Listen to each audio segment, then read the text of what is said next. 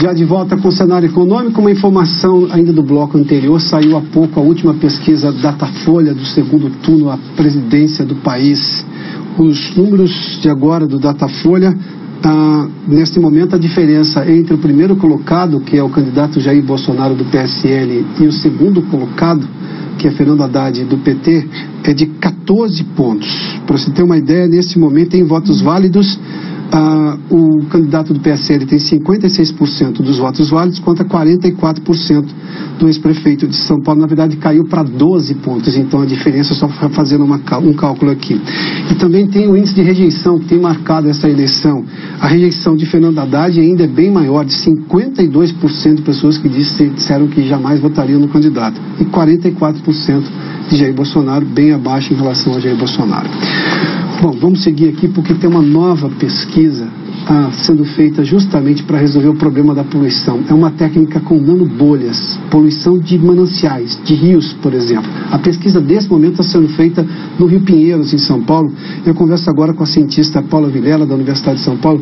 Professora, seja bem-vinda aqui ao Cenário Econômico. Obrigada pelo convite. Eu confesso à senhora que uma das minhas maiores preocupações do país é poluição de rios e mananciais. Uma coisa que sempre me incomodava quando eu era menino, chegava numa praia e tinha lá a placa praia imprópria para banho, sem contar o rio, que as pessoas dizem, quando eu era mais novo eu nadava nesse rio e eu vi o rio poluído, eu falei, bom, não sou eu que vou fazer isso daí. Essa pesquisa tem um tempo de prazo para mostrar se é eficiente, tanto do ponto de vista econômico quanto do ponto de vista técnico, ou seja, ela mostra que ela pode ser capaz de resolver isso daí? Sim, sem dúvida. Na verdade, a tecnologia de nanobolha, ela não é inédita, né? É uma tecnologia que já existe para outras aplicações. Indústria alimentícia, para conservação de alimentos, para remediação de solos contaminados e águas subterrâneas. A inovação agora é utilizar essa tecnologia em águas superficiais, que é o caso do Rio Pinheiros, né, onde nós vamos realizar os testes. O que acontece hoje com o Rio Pinheiros e o Tietê e os demais rios de São Paulo é uma contaminação grande por esgotos domésticos, né? E nós fizemos alguns testes preliminares em abril de 2017 com essa tecnologia e os primeiros resultados foram muito impressionantes, né? Nós tivemos uma remoção de cor e odor quase que instantânea, e demais parâmetros que nós vamos verificar agora, né, num período de tempo maior, também houve uma grande remoção.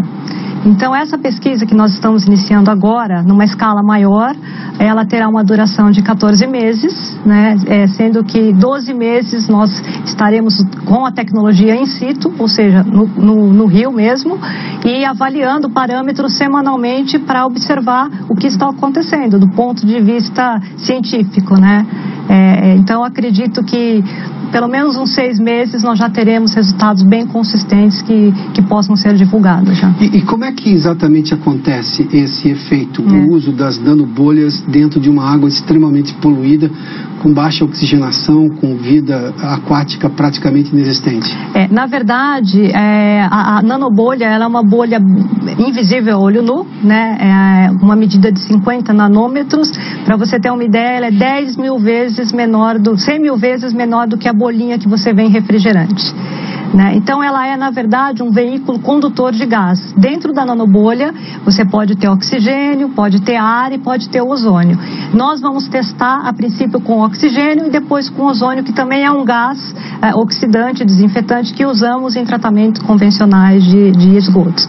Então essa nanobolha, ela tem uma velocidade muito lenta no corpo hídrico e ela se mantém, como ela tem muitos íons, ela tem uma grande energia, ela explode. Né? Só que isso você não vê a olho nu, né? E por ser carregada com muitos íons, as bactérias se aproximam dela, se ligam, e aí as bactérias não conseguem mais ter mobilidade, nem se alimentam e elas morrem, e a matéria orgânica ela é destruída dessa forma. Então a surpresa, né, para todos é que não gera nenhum resíduo. Porque... Eu ia perguntar justamente sobre os resíduos. Primeiro que não adicionamos nenhum produto químico. A tecnologia em si, a própria cinética das bolhas é que faz com que ocorra a destruição da matéria orgânica, da poluição, né? e não existe realmente formação de lodo, que é o que acontece no tratamento convencional de esgotos, né? Porque como ocorre uma implosão, não se forma resíduo, né? A não ser que fiquem algumas coisas, metais, físico-químicos, eles podem sedimentar, mas a matéria orgânica, que hoje é a maior poluição dos rios, ela é destruída imediatamente. Doutora, me permita compreender um outro aspecto. Hoje, se eu pego a água do esgoto, por exemplo, e vai para uma empresa de despoluição, justamente até para usar essa água, eu tenho aquelas piscinas, alguma coisa desse gênero. A água está ali parada, obviamente ela é movimentada por razões técnicas, mas eu tenho ali parado. O rio está em movimento. Como é que eu coloco nanobolhas? Como é que é esse processo? Ela segue o curso do rio, na velocidade do rio, dependendo se ele é caudaloso ou não? Na verdade, a sua pergunta é muito boa, porque nos testes nós vamos posicionar um sistema de bombeamento, vamos bombear essa água para um canal externo, são canais existentes ao lado do Rio Pinheiros, que tem as mesmas condições hidráulicas do rio, para que a gente possa simular, né, todas as questões. Aí essa água ela vai passar pelo gerador de nanobolhas e vai ser lançada num outro canal ao lado. Então nós vamos ter a qualidade da água antes do sistema e depois. Essa questão que você perguntou, onde vai ser posicionado, ou como, nós vamos saber no final da pesquisa, porque como esse sistema ele é escalonável, são módulos, né, de geradores e podem ser produzidos de acordo com a vazão a ser tratada, quando nós tivermos os resultados da pesquisa, o que realmente está sendo removido, em que concentração, aí nós conseguimos saber aonde podemos posicionar esses geradores, né? Porque a nanobolha, na verdade, ela é injetada ali dentro, no meio hídrico, e aí ocorre todo o processo físico, na verdade, natural, né? Só que é importante destacar, Piotr, que só a nanobolha, ela não vai resolver o problema de despoluição do Rio Pinheiros, né?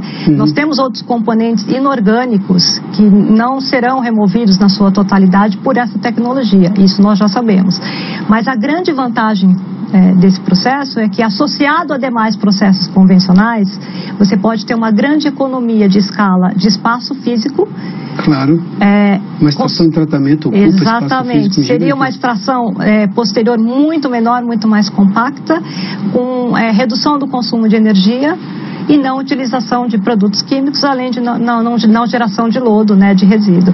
A senhora falou que alguns compostos não serão diluídos. O que são exatamente esses compostos? Então, nos primeiros testes, nós não avaliamos todos os parâmetros, né? Foram apenas testes preliminares para ver se seguiríamos ou não com a pesquisa, né? Alguns componentes, como fósforo, por exemplo, não foi removido do sistema. E fósforo, normalmente ele é difícil mesmo de remover, e isso é feito com tratamento físico-químico, normalmente com precipitação. Então, nesse caso agora, como nós vamos observar por um ano, né, então são 2 períodos, úmido e estiagem, né, porque no período úmido os esgotos ficam mais diluídos por conta das chuvas, e na estiagem eles ficam mais concentrados. Então, no final desse período, nós vamos entender se realmente não remove o fósforo, no caso, e se precisaria de um tratamento complementar, ou se alguma coisa vai ser removida. Mas eu acredito, isso é a minha opinião pessoal, que provavelmente alguns compostos não serão removidos. Mas mesmo assim, nós já teremos uma qualidade de água, do ponto de vista organoléptico, né, que é cor e odor, muito melhor do que nós temos hoje. Isso é que o nosso objetivo não é apenas a questão estética, né? Claro. Seria o bombeamento do Pinheiros para a represa Billings, para aumentar a disponibilidade hídrica, tanto para a geração de energia na usina em Riborda, em Cubatão, quanto para abastecimento humano, né? Então, hoje toda essa vazão do Pinheiros, ela não pode ser utilizada. Não se usa uma gota de água, nem do Tietê, nem do Pinheiros, para uma cidade como essa. Exatamente, são 50 metros cúbicos por segundo. Só que nós só podemos bombear essa água se ela atingir uma classificação semelhante à que temos na Billings. Por isso que tem que remover diversos parâmetros. Agora, do ponto de vista estético, só a nanobolha, imediatamente ela resolve o problema. A gente vai ter, esses dias eu peguei o trem ali, que tem uma linha do trem que passa ali, que por sinal é bonita, porque tem todo um serviço de ajardinamento e tem um rio, e um rio sempre é algo bonito. Mas o cheiro que se tem lá, o odor que se tem ali do lado das estações é surreal. Isso de imediato, exatamente. Isso é por conta do esgoto, né? Claro. Isso imediatamente. Cor e odor são parâmetros que nós ficamos surpresos porque removeu imediatamente, e o que chamou muita atenção foi a concentração de oxigênio. Porque nós fizemos uma leitura da água antes do sistema de nanobolha, não tinha oxigênio no rio. Logo após passar pelo gerador de nanobolhas e descarregar no canal, 10 minutos depois tinha em média de 10 miligramas por litro de oxigênio. E só para você ter uma ideia, para a existência de vida aquática basta 2 miligramas por litro. E essa água foi armazenada, uma parte dela coletada, foi para laboratório, e 3 semanas depois tinha mais oxigênio.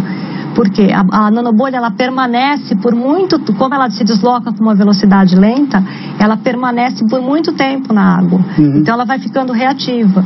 E à medida que ela continua e que ela vai implodindo, continua degradando ou retirando a matéria orgânica. Suponho, rapidamente, doutora, por gentileza, eu suponho que se eu entregar uma água menos poluída, ou seja, se eu tiver técnicas de recuperação antes dessa água, ou seja, eu tenho uma situação melhor do esgoto que eu despejo no rio, obviamente eu tenho uma eficiência maior das nanobolhas. Sim, mas o ideal é que não tenha esgoto, né? Claro, evidentemente. Não, mas com certeza.